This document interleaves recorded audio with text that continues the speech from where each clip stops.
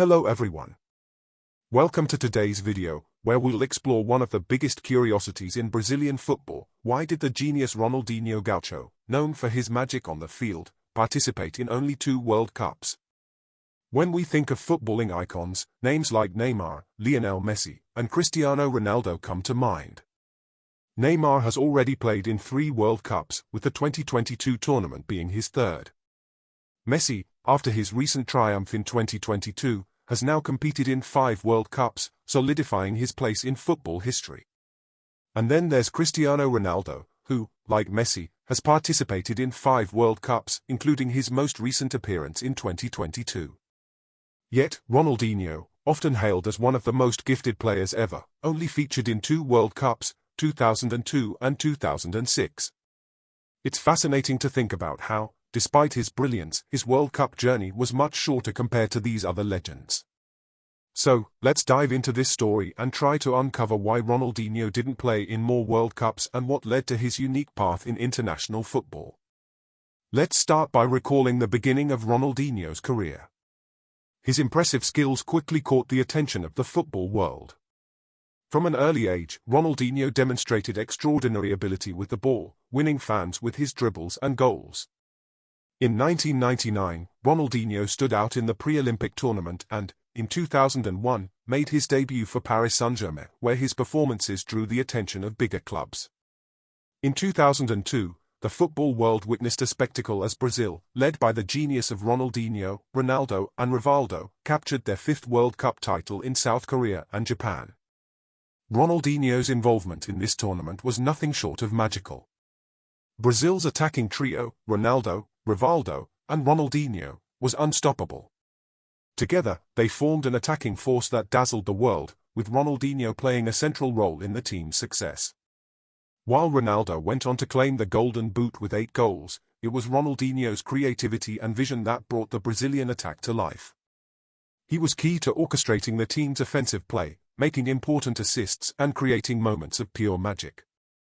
One of the most iconic moments of Ronaldinho's World Cup career came in the quarter-finals against England. Brazil was up against the English team, and in a moment that would become legendary, Ronaldinho took a free kick from long distance.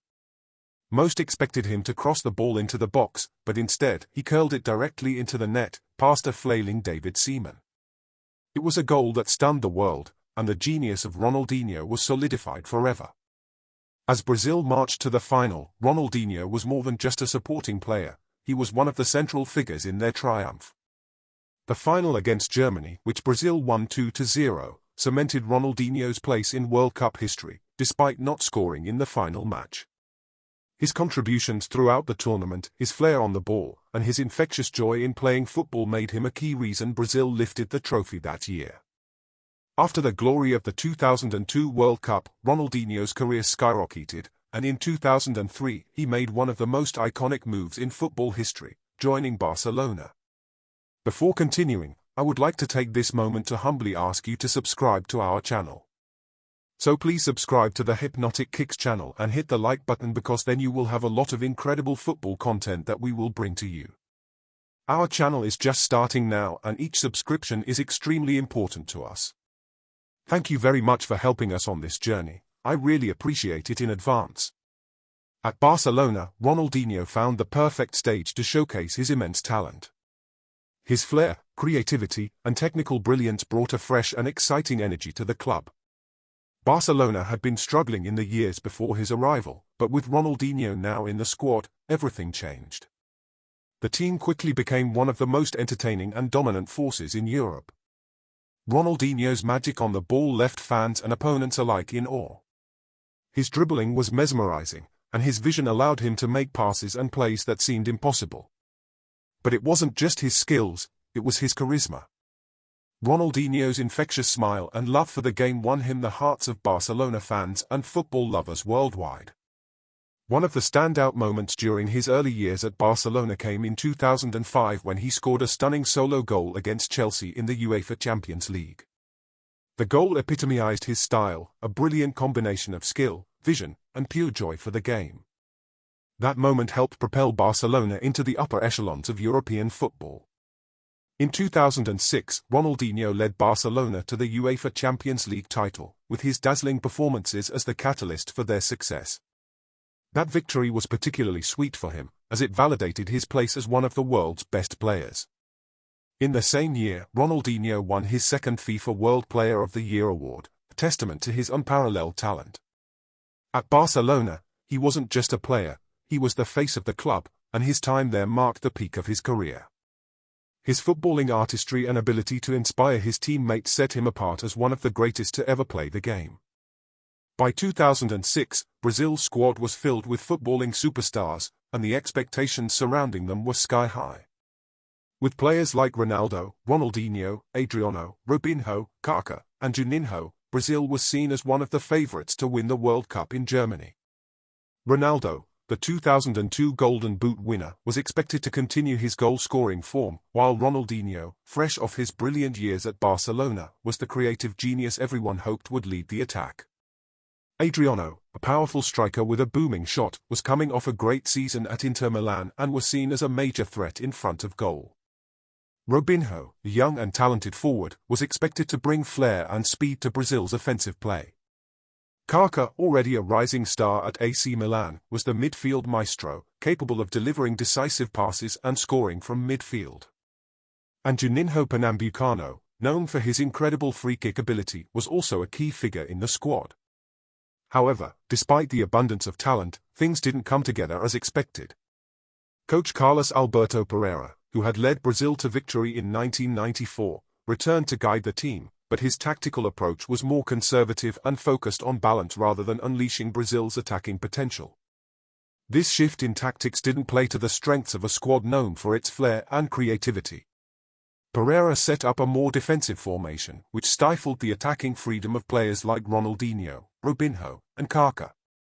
In Brazil, the fans started calling the forward players as the Quadrado Mágico, in English, the magical square, because of the star players and the formation featuring two forwards and two attacking midfielders on a shape that looked like a square. But the problem was that the coach had too many great players and only could choose some to be in the starting 11. Ronaldinho, Ronaldo, Adriano, Robinho and Kaká were the five players looking to be on the magical square formation, and Coach Pereira ended leaving Robinho out, and that decision led to a poor Brazilian performance in the World Cup, who couldn't play as smooth and magical as before. The lack of fluidity in the team was evident from the start. Players who thrived on individual brilliance and improvisation, like Ronaldinho and Robinho, seemed constrained by the rigid tactics. Ronaldo, who had struggled with fitness issues leading up to the tournament, wasn't at his best, and Adriano, who had been a powerhouse in the previous few years, was not the same player we had seen before. Kaká, though showing flashes of his brilliance, often found himself isolated, unable to link up as effectively as he did at Milan. Juninho, too, struggled to get the opportunities to showcase his famous free kicks and long-range shots. Off the pitch, there were also rumors of the players' focus being diverted. Parties and late-night gatherings became part of the narrative, with many speculating that these distractions played a role in the team's lack of preparation and mental sharpness. While the players were talented, they didn't seem to be on the same page. The harmony and unity that had defined the 2002 squad were missing, replaced by an overconfidence that, in hindsight, proved costly. Despite all these challenges, Brazil managed to make it to the quarter-finals, but their tournament came to a crashing halt when they faced France. The match ended in a 1-0 loss, with Brazil failing to break down a well-organized French defense.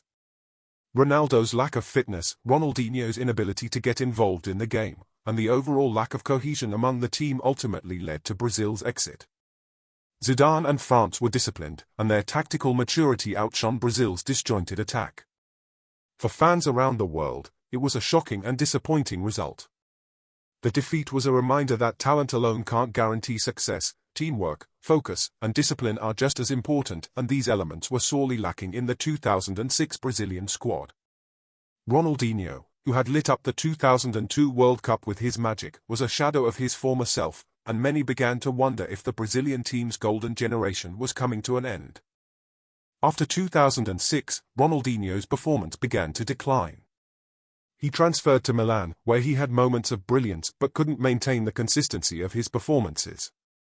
The arrival of new talents and changes in the Brazilian team, including Coach Dunga's preference for more tactically disciplined players, contributed to Ronaldinho not being called up for the 2010 World Cup in South Africa. In the end, Brazil got eliminated on the quarterfinals again, and Dunga became the target of the wrath of all Brazilian fans. Many blamed him for the elimination, due to the fact that he didn't call up the rising youngsters Neymar and Ganso, given the fact that these two players they were destroying the opponents with Santos that year. Others thought the coach should have given Ronaldinho a chance. In 2011, Ronaldinho returned to Brazil to play for Flamengo. At Flamengo, Ronaldinho had moments of brilliance, winning the 2011 Campeonato Carioca and being a key player in the team. However, his time at the club was also marked by controversies, including discipline issues and financial problems with the club. In 2012, Ronaldinho transferred to Atlético Mineiro. At Atlético, he experienced a career comeback, leading the team to win the Copa Libertadores in 2013 and being named the best player of the competition. Despite his resurgence at Atlético Mineiro, Ronaldinho was not called up for the 2014 World Cup in Brazil. Coach Luis Felipe Scolari opted for focusing on players who were in better physical and tactical form at the time. Many people believe that even though 2014 wasn't so great for Ronaldinho as it was in 2012 and 2013, Ronaldinho being left out of the World Cup was a huge mistake and a decision difficult to understand. Let's discuss some of the possible reasons why Ronaldinho did not participate in the 2014 World Cups. Coaching changes. Each coach has their own preferences and playing styles. Scolari's choice for a more disciplined and defensive team may have disadvantaged Ronaldinho. Tactical preferences. Ronaldinho's freer and more creative playing style may not have fit into the tactical strategies adopted by the team in 2014. Discipline and physical form issues. There were times when Ronaldinho was criticized for his physical form and off-field issues, which may have influenced his absence from the call-ups. Ronaldinho was one of the most talented and exciting players of his generation. Despite playing in only 2 World Cups, his legacy in football is undeniable. He continues to inspire new talents with his unique playing style and joy on the field. He may not have had the longevity of other stars in World Cups, but his moments of brilliance will always be remembered. Thank you for watching. If you enjoyed the video, don't forget to like, comment, and subscribe to the channel. See you next time.